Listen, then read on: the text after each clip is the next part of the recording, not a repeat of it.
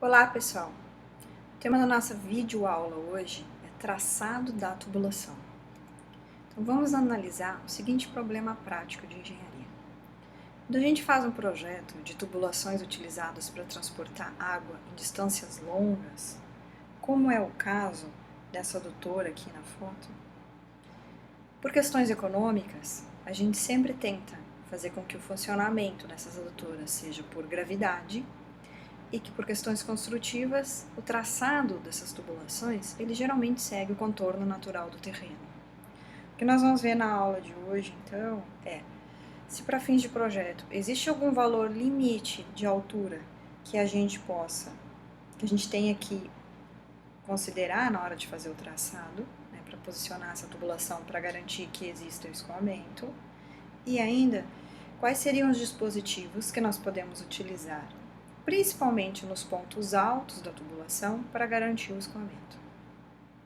Então, para isso, nós vamos ter que considerar que a posição da tubulação em relação à linha de carga, ela tem influência decisiva no seu funcionamento e que, dependendo do traçado que o projetista escolher, esse escoamento ele pode ficar irregular ou, no caso extremo, até cessar.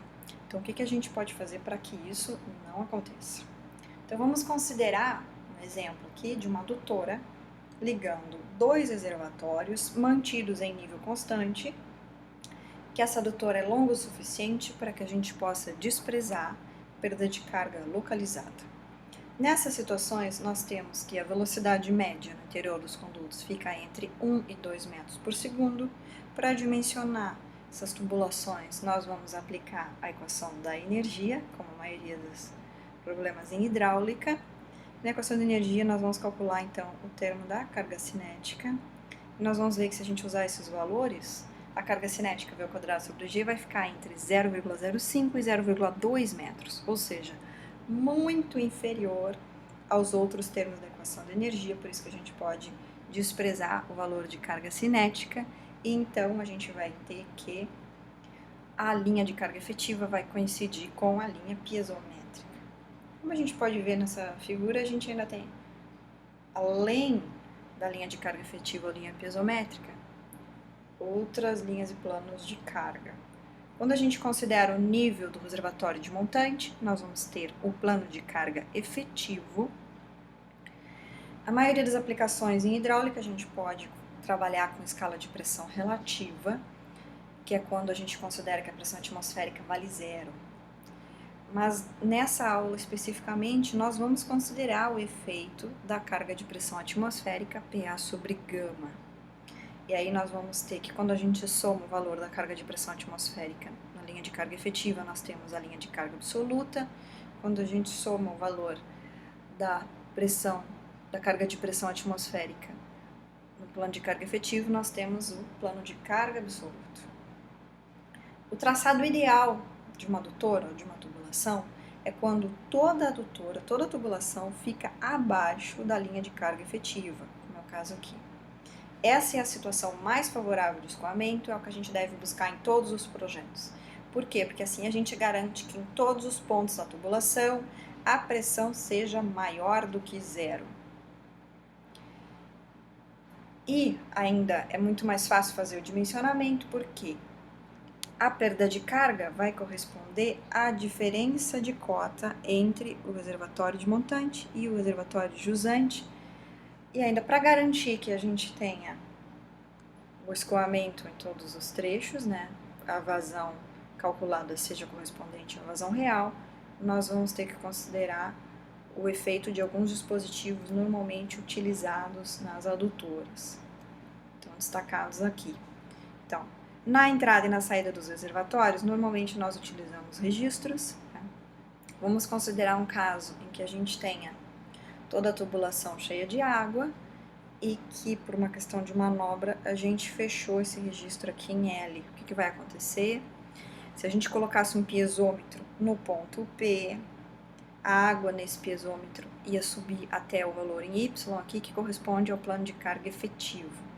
Agora vamos considerar que a gente abriu aqui o registro em L, está havendo escoamento, então a gente tem uma perda de carga no trecho, vai fazer com que o nível de água no piezômetro suba até X, que é o valor da linha de carga efetiva ou linha de carga piezométrica. Essas manobras que acontecem nas adutoras, elas vão ocasionar uma variação brusca de velocidade e pode também ocasionar fenômenos como o golpe de Ariete, devido a essa variação de velocidade.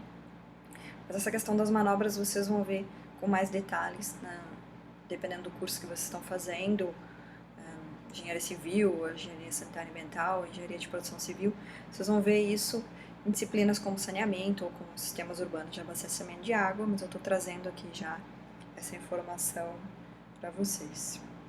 E ainda a gente usa outros dispositivos, como é o caso de registros nos pontos mais baixos, para esvaziamento e limpeza, e ainda nos pontos mais altos, o uso de válvulas de escape, com o objetivo de expulsar o ar acumulado, como é o caso das ventosas, estou mostrando aqui na foto a ventosa numa adutora. Então, como eu falei, esse é o tipo de traçado mais recomendável, mas pode ser que em função do terreno, em algum trecho da tubulação, ela fique entre a linha de carga efetiva e a linha de carga absoluta e abaixo do plano de carga efetivo. Então, como é o caso aqui da figura, a gente tem no trecho A, PB, a carga de pressão vai ser menor do que zero. Isso vai ocasionar com que possa haver a formação de bolsas de ar e a vazão real que está passando no tubo seja inferior à vazão de projeto, à vazão calculada. Mas por que ocorre essa formação das bolsas de ar? Em virtude da pressão negativa nesse trecho, o escoamento ele vai se tornando irregular, então a gente tem um vácuo formado ali, o ar dissolvido na água ele vai se acumulando nos pontos mais altos e a gente tem então uma tendência de entrada de ar pelas juntas. Importante, nesse caso a gente não deve instalar ventosas. Por quê? Porque entraria ainda mais ar por elas. A gente está tendo vácuo nesse trecho. A recomendação é que vocês utilizem, se for necessário, outros recursos como bombas para extrair o ar. Esses dois tipos de traçado ainda podem acontecer. Vou apresentar aqui mais tipos de traçados para vocês que eu não recomendo que vocês utilizem, eles estão cada vez mais incomuns, mas enfim, só para vocês saberem o que aconteceria. Se você tiver um trecho da tubulação em que a tubulação fique acima da linha de carga efetiva e do plano de carga efetivo, mas abaixo da linha de carga absoluta, como é o caso aqui do trecho GEF. Nesse caso, a pressão efetiva seria menor que zero e a gente poderia até ter um caso em que teria entrada de ar nesse trecho, por isso não haveria escoamento. E as condições de funcionamento são bem piores que o caso anterior. A recomendação é que a gente faça escorva nesse trecho, ou seja, que se retire o ar acumulado por meio de uma bomba. Isso faria com que esse trecho funcionasse como um sifão, que vai ser o tema da nossa próxima aula, né? Então, retira o ar, ele funciona como um sifão. Se entrar de novo, vai ter que ficar sempre retirando o ar. Um tipo de traçado ainda mais problemático, né, para ver o escoamento, é quando a gente tem um trecho da tubulação acima da linha de carga efetiva e da linha de carga absoluta, mas abaixo do plano de carga efetivo. A situação é bem semelhante à situação anterior, mas as condições são ainda piores, porque além de a gente ter uma redução na vazão e no escoamento, essa vazão pode ficar imprevisível, muita variação de velocidade nesse trecho. Por isso que o recomendável é que vocês dividam o trecho em dois. Então, a gente teria um trecho aqui como se fosse o trecho de NAP e um outro trecho aqui de PAL. E para unir esses dois trechos, nós usaríamos, por exemplo, um reservatório intermediário aqui, um pequeno reservatório, uma caixa de passagem no ponto P, com o objetivo de minimizar os inconvenientes decorrentes dessa situação. Então, assim como o traçado das tubulações, né?